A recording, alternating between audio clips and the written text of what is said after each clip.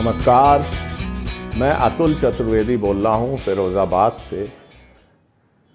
The wisdom weave with Atul Chaturvedi के एक और एपिसोड में, जो कि लखनऊ से जुड़ी हुई सीरीज़ का है, इसमें आपका स्वागत है। पिछला एपिसोड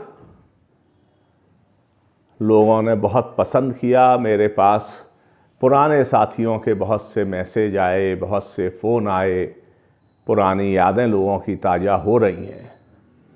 जब ऐसे मैसेज या फ़ोन आते हैं या कमेंट आते हैं तो निश्चित तौर पर अपना भी उत्साह बढ़ता है। आज के इस एपिसोड में चर्चा मैं कॉल्विन तालुकेदास कॉलेज से ही जुड़े कुछ और संस्मरणों की करूँगा। पिछले एपिसोड में मैं बता चुका हूँ कि कैसे मैं लखनऊ पढ़ने पहुँचा और कॉल्विन तालुकेदास कॉलेज में एडमिशन होता है और अंजुमन हाउस में हॉस्टल में मैं पहुंच जाता हूं। कमरा नंबर 22 है। मेरे रूम पार्टनर श्री ओम प्रकाश, श्री सुनील जैन और श्री अनिल शुक्ला हैं। मैंने एक आपको जिक्र किया था कि कैसे मैं हॉकी खेलता हूं फील्ड पर। पहले दिन की बात है। अंजुमन हाउस से आप जैसे ही बाहर निकलते हैं तो लेफ्ट हैंड पर जो फील्ड है उसमें मेरा भी नाम था और वहाँ पर मैं भी खेलने के लिए पहुँच गया। अब लोग हॉकी खेल रहे थे और मैं बाहर खड़ा हुआ था, कुछ और लोग भी खड़े थे। नया नया होने की वजह से किसी से परिचय भी नहीं था और मुझे कुछ सिस्टम भी मालूम नहीं था। लेकिन एक हॉस्टल के ही साथी से मेरी मुलाकात हो चुकी थी और वो मेरे पास में खड़े हुए थे। तो उन्होंने मुझसे कहा कि भाई तुम यहाँ खेल नहीं पाओगे। तो मैं कहा भाई कैसे खेलेंगे, हमें तो यहीं खेलने के लिए बताया गया है। यहाँ खेलने के लिए तुम मुझे एक आइसक्रीम खिलाओ तभी खेलना होगा। थोड़ी देर मैं इंतज़ार करता रहा, कोई मौका नहीं मिला और समय निकला जा रहा था। तो वहीं आइसक्रीम का एक ठेला खड़ा हुआ था और एक मेरे ख्याल से 30 या 35 पैसे की ऑरेंज बार लेके एक मैंने उनको खिलाई, एक खुद खाई। और उसके बाद थोड़ी देर बाद या तो उन्होंने किसी से कहा या ऐसे ही मेरा मौका आ गया, नंबर आ गया और हॉकी मैंने पहले दिन उस ग्राउंड पर खेली। जब मैं बहुत सी चर्चाएं करूंगा, खट्टी मीठी यादों की चर्चाएं होंगी, तो एक तो ये ज़रूरी नहीं है कि जब चर्चाएं हों या घटनाएं हों तो सारे पात्रों के नाम याद हों या सही सही याद हों, क्योंकि ये बात हो रही है 1974 की, 75 की। तो जिसको आप समझिए कि करीब करीब 50 साल होने को आ रहे हैं। दूसरे, जब कुछ खट्टी मीठी यादें होती हैं तो उसमें ऐसा भी होता है कि आवश्यक नहीं है कि सबका नाम लिया जाए। बहरहाल धीरे धीरे घुलना मिलना हो गया और हॉस्टल की, अभी मैं स्कूल की भी आगे चर्चा करूंगा, कॉलेज की, गड्ढे वाला फील्ड, मैंगो ट्री ग्राउंड और मेन ग्राउंड जहाँ क्रिकेट की पिच थी, जहाँ शीश महल क्रिकेट टूर्नामेंट भी होता था, स्कूल की building, Hind house, junior school, canteen और अवध हाउस, ये तमाम चर्चाएं आगे होंगी। लेकिन आज अभी अंजुमन हाउस की और मैं बात करूं तो अंजुमन हाउस में ही पीछे जब मेस की तरफ जाएं तो वहाँ पर पीछे ही राइट वाली जो विंग जिसमें हम लोगों के कमरे थे, उसके पीछे ही एक कमरा कह लीजिए या शॉप कह लीजिए बनी हुई थी बार्बर की, जहाँ बाल कटते थे। सारी चीज़ों के लिए स्कूल या हॉस्टल स्वयं सक्षम था। मेस था अपना, बार्बर की व्यवस्था है, हॉस्पिटल है। जो हॉस्टल का 3 तरफ से घिरा हुआ कंपाउंड था, उसमें थोड़ा गड्ढा जैसा था, वहाँ भी एक फील्ड था और वहाँ हम लोग अक्सर बेसबॉल खेलते थे। और मैंने अपनी लाइफ में पहली बार बेसबॉल खेल होता है वहाँ जाना और कैसे खेला जाता है, वहाँ हम लोग बेसबॉल खेल खेलते थे। वहीं पर एक कमरा जैसा था जिसमें कुआं था, उसे पंप हाउस कह लीजिए, उससे पानी की सप्लाई होती थी। उस कुएं में नीचे एक पंप लगा हुआ था और कई बार जब पानी की दिक्कत हो जाती थी तो बच्चे सीढ़ी के सहारे कुएं में उतर जाते थे। नीचे लकड़ी के पटरे थे जिस पर मोटर रखी हुई थी और उस मोटर में कुछ पानी का करते थे, एयर निकालते थे, वो चालू हो जाता था। और ये मैं इतनी ऑथेंटिसिटी से इसलिए कह रहा हूं कि एक से ज़्यादा बार उस कुएं में सीढ़ी से उस लकड़ी के पटरे के प्लेटफॉर्म तक मैं स्वयं भी उतरा। अब पीछे मुड़ के देखते हैं तो लगता है कि बड़ा खतरनाक चीज़ थी। 12, 13, 14 साल के बच्चे हम लोग ऐसे उतर जाते थे, लेकिन जो था वो था। हॉस्टल के खाने की बात करें, मेस के खाने की बात करें तो बेहतरीन खाना था।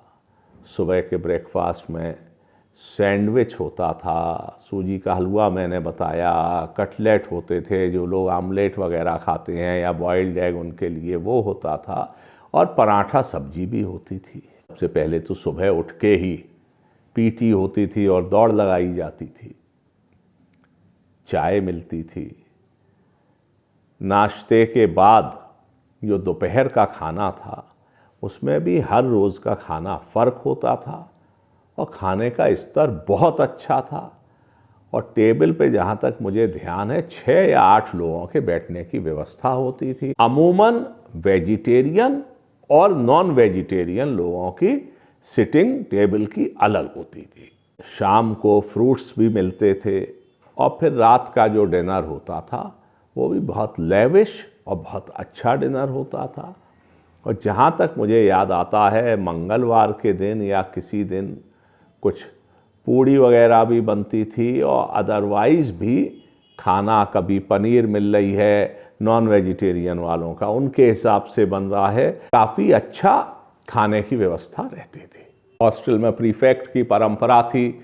बोर्डिंग हाउस प्रीफेक्ट जब हम लोग 9th क्लास में थे तो 10th के आदित्य विद्यासागर जी थे, और मेस प्रीफेक्ट जहाँ तक मुझे याद आता है आलोक डालमिया जी थे।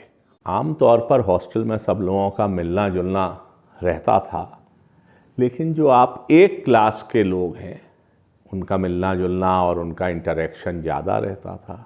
मुझको अच्छी तरह से याद है, और अभी पहला एपिसोड रिलीज़ होने के बाद हम लोगों के बैच के ही हॉस्टल के रहे संगीत शर्मा जी ने नंबर 18 एक कमेंट भेजा, मैसेज भेजा, तो वो याद और ताज़ा हो गई कि हमारी विंग में बिल्कुल लास्ट में मेस की तरफ का जो पहला कमरा था वो लंबा कमरा हुआ करता था, संभवतः 17 नंबर था उसका, मुझे लेकिन नंबर में कन्फ्यूज़न भी हो सकता है।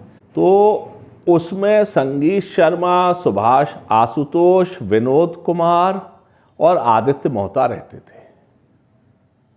और जो मेस के बगल में कमरा था उसमें जहाँ तक मुझे याद है बाद में जसवंत सिंह बिष्ट, रतन ज्योति मिश्रा और जगमोहन सिंह रोथान थे।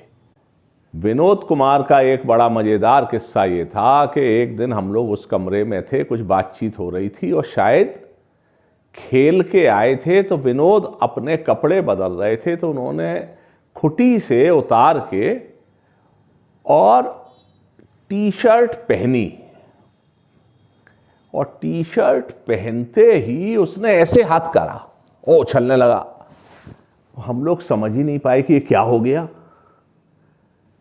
एक कुछ सेकंड लगे, फिर समझ में आया। विनोद ने दोबारा टी शर्ट उतारी तो वो जो उसने खुटी से टी शर्ट उतार के पहनी थी उसमें एक छिपकली थी, और वो छिपकली चली तो विनोद ने ऐसे पकड़ लिया और फिर वो पहन के उसने उतारा। और वो दिन है और आज का दिन है, मैं कभी भी खूंटी से कपड़ा पहनूं तो बिना झाड़े पहनता नहीं। कई बार ऐसी घटनाएं हो जाती हैं जो घटना बहुत छोटी होती हैं, लेकिन वो आपके ऊपर एक अमिट छाप छोड़ जाती हैं। हॉस्टल के मेस में घुसें तो एक सीन मुझे हमेशा याद आता है कि जो मेस में टेबल सबके लिए नियत थी, एलोटेड रहती थी, तो जाली का दरवाज़ा खोल के अंदर जब मेस में घुसते थे तो राइट हैंड पे जो पहली टेबल थी उस पर चश्मा लगाए एक बहुत गोरा सा लड़का बैठता था, और उसकी खास बात ये थी कि वो सैंडविच बहुत ज़्यादा खाता था। हम लोगों से मेरा ख्याल है 2-3 साल जूनियर तो वो बच्चा था ही। अब जब बाद में कई साल बाद, यानी जब मैं इलाहाबाद चला गया, पढ़ाई कर ली, बाद में जब कांग्रेस की पॉलिटिक्स में सक्रिय हुआ तो वो बच्चे से दोबारा मुलाकात हुई जो खुद भी एक पॉलिटिकल लीडर एस्टेब्लिश्ड बन चुके थे, राजीव बख्शी।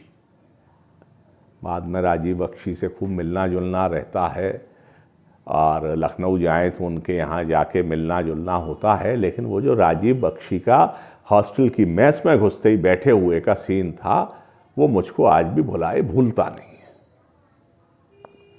हम लोगों के बैच में जुनैद आलम, जो अब दुर्भाग्य से दुनिया में नहीं है, शादाब अहमद खान भी इस दुनिया में दुर्भाग्य से नहीं है, और सलिल चंद्रा जो डॉक्टर हुए, बाद में शादाब भी डॉक्टर हुए, दुर्भाग्य से ये लोग हम लोगों के बीच में नहीं हैं। हम सब लोग अंजुमन हाउस में साथ थे।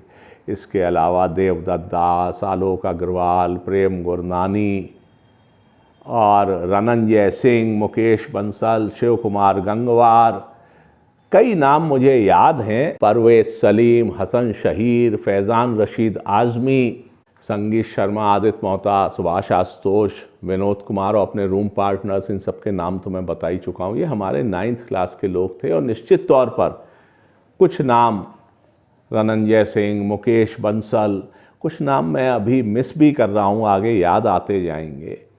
और हम लोगों का एक ऐसा रिश्ता, एक ऐसा संबंध हॉस्टल में था जो लोग छात्रावास में रहे हैं वो समझते होंगे। बाद में जो हॉस्टल के बाहर के लोग भी बैच में थे, यानी अंजुमन हाउस से बाहर सामने अवध हाउस में भी कुछ लोग रहते थे जो हमारी ही क्लास के थे। संजीव मेहरोत्रा हैं और विद्याभूषण हैं और बहुत से लोग थे, गौरव वर्मा हैं। तो ये आगे जब चर्चा बढ़ेगी तो ये सारी यादें, सारी बातों की चर्चा होगी। एक और बहुत मज़ेदार तो नहीं कहूँगा लेकिन महत्वपूर्ण चर्चा है, और उसको मैं मेंशन इसलिए ज़रूर करना चाहता हूँ कि हम लोग तो इस स्टेज से निकल चुके, लेकिन बच्चे तो हॉस्टल जाते ही हैं, और उन्हें, जैसा मैंने पहले भी जिक्र किया, कि पेरेंट्स की ये समझदारी भी है, जिम्मेवारी भी है कि उन्हें मेंटली प्रिपेयर करके अच्छे मन से हॉस्टल भेजें। जैसा मैंने बताया है कि हॉस्टल में एक हॉस्पिटल भी था, इन्फर्मरी कह लीजिए, हॉस्पिटल कह लीजिए, जो कुछ आप चाहें कह लीजिए। व्यवस्थाएं सब बहुत अच्छी थीं। एक बार बुखार हुआ तो हॉस्पिटल में मैं भी लेटा हुआ था। अब चूंकि मैं जब 9th क्लास में हॉस्टल में आया था, उसके पहले भी मैं 3 साल हॉस्टल में रह के आ रहा था, तो हॉस्टल का अनुभव मेरे लिए, स्थान के अनुभव का तो फर्क है, लेकिन हॉस्टल का अनुभव कोई नई चीज नहीं थी। उस हॉस्पिटल में, इन्फर्मरी में, जूनियर स्कूल के भी बच्चे भर्ती होते थे। तो एक वार्ड बॉय हुआ करते थे, मुझे ठीक से याद नहीं है नाम, शायद मेहंदी नाम था या जो कुछ भी था, और नाम का इतना महत्व भी नहीं है। अब हॉस्पिटल में बच्चों को बीमार हैं तो घर की याद भी आती थी। तो मुझको एक घटना याद है कि 1-2 बच्चे जो संभवतः 3rd या 4th क्लास के थे या 5th क्लास के थे, वो अपनी घर की याद करके परेशान थे, दुखी थे, रो रहे थे। और ये जो हॉस्पिटल का स्टाफ था, इसी में से कोई एक कंपाउंडर या वार्ड बॉय या कोई था, उसने बच्चों से कहा, और उस बात से मैं परेशान हुआ, और आज तक मुझे लगता है कि इस बात की सावधानी बहुत ज़रूरी है। उसने कहा, देखो, तुम्हारे माँ बाप को ऐश करना था, वो तो फिल्म गए होंगे, और चूंकि तुमसे खलल ना पड़े तो तुमको हॉस्टल भेज दिया। हम आप सब जानते हैं कि ये सत्य नहीं है। लेकिन एक छोटे बच्चे के मन पर इस बात का कैसा प्रभाव पड़ सकता है ये तब समझ में नहीं आया। लेकिन जैसे जैसे उम्र बढ़ती गई तब भी मुझे ये तो लगा कि ये क्या अजीब सी बात कह रहा है व्यक्ति, और वो बात मस्तिष्क में एक अमिट छाप छोड़ गई। मेरे दिमाग पे तो उसका असर इसलिए नहीं होना था कि मैं तो हॉस्टल में पहले से भी था और मैं काफ़ी पॉजिटिव एटीट्यूड के साथ हॉस्टल में था। लेकिन ऐसा भी होता है तो जो माँ बाप अपने बच्चों को हॉस्टल भेजें वो इस किस्म की घटनाओं की संभावनाओं को भी ध्यान में रखते हुए प्रिपेयर करके भेजें। हॉस्टल के अनुभव बहुत अच्छे थे, खेल कूद खाना पीना। फिर हम लोग स्कूल जाते थे और जो स्कूल की बिल्डिंग थी, कितनी भव्य बिल्डिंग थी, लाइब्रेरी थी। और हाँ, हमारे स्कूल में हमारे हॉस्टल में पढ़ने वाले तो बहुत थे, उनका नाम भी था, लेकिन पढ़ने वाले अधिकांश थे। लेकिन जो स्पोर्ट्समैन अच्छे थे वो स्टार होते थे। पुराने स्टार्स में सीनियर्स में हम लोगों ने नाम सुना था। मुझे नहीं मालूम कि वो कितना स्पोर्ट्स के थे या एक्स्ट्रा करिकुलर एक्टिविटीज़ के थे। बीरबल सिंह मलिक का नाम सुनते थे और सब था। लेकिन हम लोगों के टाइम के जो स्टार थे वो हमीदुल्लाह खान थे, और भी कई लोग थे। लेकिन जो हमीदुल्लाह खान थे वो मलिहाबाद के रहने वाले, बाद में उनसे अभी भी कुछ दिन पहले मुलाकात हुई। उन लोगों का आम का बहुत बड़ा बाग है। उनके बड़े भाई कलीमुल्लाह साहब तो आम पर अथॉरिटी हैं, उन्हें पद्मश्री भी मिली है और न जाने कितनी आम की वैरायटीज़ का उन्होंने खुद डेवलप की है। ऐसा कोई खेल नहीं था जिसमें हमीदुल्लाह सबसे आगे ना हो, चाहे एथलेटिक्स है, चाहे हॉकी है, चाहे ट्रैम्पोलिन है। हमीदुल्लाह हैं तो वो सबसे आगे है। और कॉल्विन तालुकेदार्स कॉलेज उस समय जो इंटर स्कूल कॉम्पिटिशन्स होते थे और सब था, उसमें कॉल्विन तालुकेदार्स कॉलेज का स्पोर्ट्स में भी तूती बोलती थी। मैं आगे के एपिसोड्स में आपको बताऊंगा स्कूल के बारे में, पढ़ाई के बारे में, टीचर्स की यादें करेंगे हम लोग। मैं आपको बताऊंगा, और जो कॉल्विन के पढ़े हुए लोग हैं वो तो याद कर ही लेंगे कि हमारे एक ऐसे भी टीचर थे, हमारे पास तो कभी उनका सब्जेक्ट रहा नहीं, लेकिन बाहर से मैंने भी जाके देखा था कि वे दोनों हाथों से डायग्राम बना देते थे ब्लैक बोर्ड पर। एक साथ दोनों हाथ उनके काम करते थे।